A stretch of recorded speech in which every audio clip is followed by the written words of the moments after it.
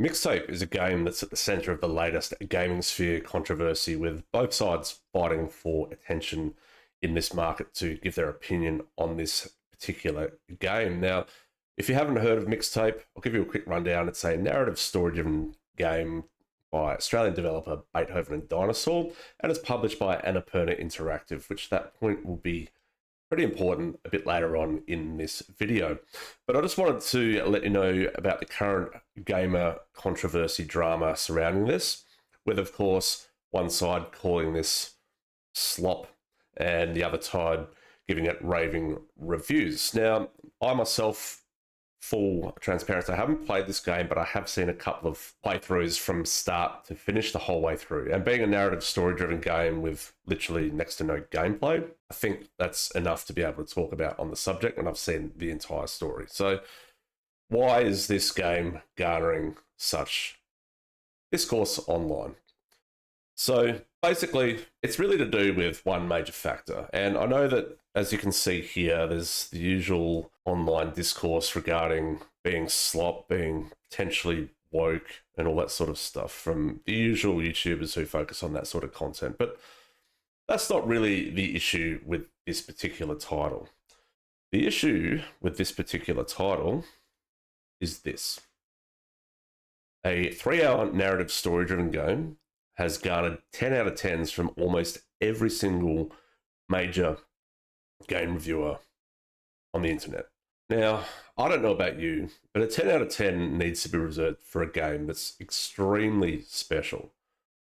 Off the top of my head, I can think of a few games that have gotten 10 out of 10, and even then, they just have their critics who don't agree with that particular high score. So let's think. Elden Ring, I think, got a 10 out of 10. Baldur's Gate 3, and some outlets gave Black Myth Wukong a 10 out of 10. Now, of course, the issue here is that some of these many same outlets gave a game like Black Myth Wukong a 6 or a 7 out of 10 due to misunderstandings in translation, accusations of sexual misconduct in their head office, and of course, a lack of diversity in a game where most of the characters are animals. So that's one thing. But the other thing is all these reviews are not organic.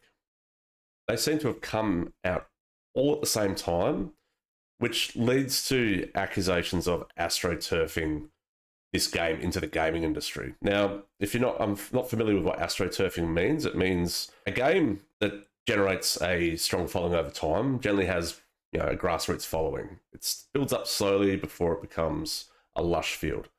Astroturfing is just ignoring a grassroots following and just putting the grass straight on top, giving it no time to grow. Now, interestingly enough, Beethoven and Dinosaur actually have a previous title that we can compare that to, and that's this one here, The Artful Escape. To give you an idea, this particular title was released in 2021.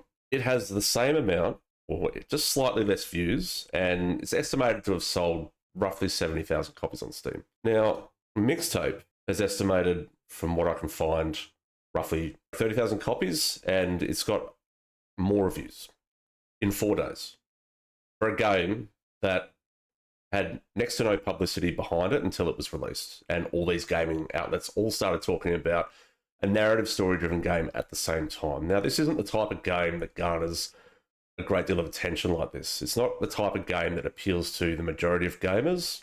It has a very niche audience. And the only sort of games that's really broken out of this and become mainstream is probably the original Life is Strange, which sold anywhere from 5 to 10 million copies. But that's Bandai Namco, I think it was. Or sorry, Square Enix, which is a huge publisher, you know, gaming company already. So they already have a huge background. People know them. People trust them. People don't know who Beethoven and Dinosaur is. But we're going to get to who Annapurna Interactive is. So I would forgive you if you don't know who this company is, because they haven't really published any major titles, but one title you may be familiar with is the game Stray, where you play as a cat. So that is one title that you could be familiar with, and they have produced a bunch of other games, smaller indie titles as well. But the issue here is this really an indie company? Because you may not know this, but the daughter of Larry Ellison, the 5th richest man in the entire world, this is her company. This is her publishing company. So the plot thickens a bit here as well. So with Mixtape, they've received Australian government funding for this project. They've got the daughter of the 5th richest man in the world funding it. And of course, the game is about a musical narrative where they actually use songs from major recording artists such as Portishead and Silverchair. If you're not a millennial, you might not know who they are, but some bands that were very big in the 80s and 90s, Smashing Pumpkins also have a song in there as well. And these songs play for the entirety of certain scenes throughout the game, which means their licensing fees would be astronomical. So I did a little bit of research into this. I think they have roughly over 20, maybe 24 full songs on here throughout the game. And this could range anywhere from $500,000 to $1.5 million just on the licensing fees alone for this game. Guys, this is not an indie title. This is being marketed as an indie title, but it's got huge backing and why they're receiving government funding, especially from the Australian government, which could go to much smaller devs who desperately need the money, because these guys clearly don't, because they did exactly the same thing with their last game, had some well-known folk artists, and obviously that game grew steadily over 5 years and received more of a grassroots following. But the Astroturfing here is the real kicker, and it's not just from the review people. I've had a look into a lot of the Steam reviews, and it is highly suspicious that a lot of these views seem to come from nowhere. Now, I actually went through a lot of individual accounts, and there are some legitimate reviews in there, don't get me wrong. But a great many of them, and you can check yourself if you don't believe me, a great many of them are accounts that are private, so you can't see their activity. And I get that, a lot of people make their accounts private. But a lot of them haven't left any Steam reviews, or if they have, it was a long time ago. And if you look at their gaming history, they did not play games like this at all. They might be 1,000 hours on Marvel Rivals or similar styles of games, but now they've all suddenly come out of the woodwork and they're all playing this game that didn't get any hype or publicity until a few days before release due to this coordinated effort from all these gaming publications to promote this game. Now, why is this an issue? Well, it's an issue because you're not being authentic when you're reviewing a game. Like I said, this is not a 10 out of 10 game at all, unless you specifically tell your audience that if you are a specific fan of this particular genre, you might find it a 10 out of 10 game. But even then, compared it to Life is Strange or Mouthwashing even, this game, it doesn't compare to those. Now, it is a very polished game. It's a very good-looking game. It's got a really nice soundtrack. And I know that there's content creators who are calling this woke slop out there. After watching the playthrough a couple of times, this isn't woke slop. It actually doesn't have many, if any, modern audience themes at all, which quite surprised me, to be completely honest with you, because we've come to expect that kind of thing. So if you don't like modern audience themes, actually this game doesn't have them. But what I will tell you is that this is millennial slop. The dialogue is completely cringe, and you would expect it to come from a guy wearing a rubber turtle suit in a New York subway or sewer eating pizza. Yes, that is a reference to the original Teenage Mutant Ninja Turtles movie. Yes, I loved it as a kid. I still love it now.